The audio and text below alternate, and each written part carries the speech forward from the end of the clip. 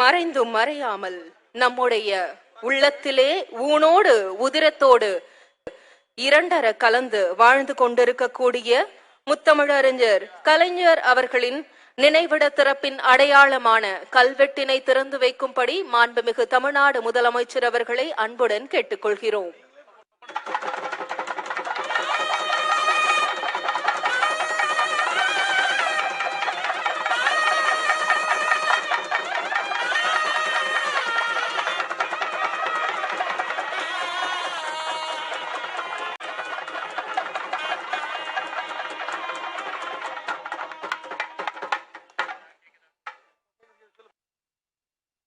சாமானியர்களை ஜனநாயகப்படுத்திய அரசியல் ஞானி பேரறிஞர் அண்ணா அவர்களின் திருவுருவ சிலையை திறந்து வைக்க வருகை தந்து கொண்டிருக்கிறார்கள் மாண்புமிகு தமிழ்நாடு முதலமைச்சர் அவர்கள்.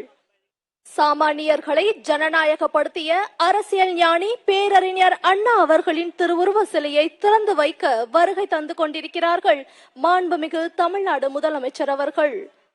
பள்ளி ஆசிரியராக பணியை தொடங்கி பத்திரிகையாளராக, எழுத்தாளராக, அரசியல்வாதியாக, நாடாளுமன்ற உறுப்பினராக, முதலமைச்சராக பதவி வகித்து தமிழ் மக்கள் வாழ்ந்த நிலப்பரப்பிற்கு தமிழ்நாடு என பெயர் சூட்டிய பேரறிஞர் அண்ணா அவர்களின் திருவுருவ சிலையை திறந்து வைக்குமாறு மாண்புமிகு தமிழ்நாடு முதலமைச்சர் அவர்களை அன்புடன் கேட்டுக்கொள்கிறோம்.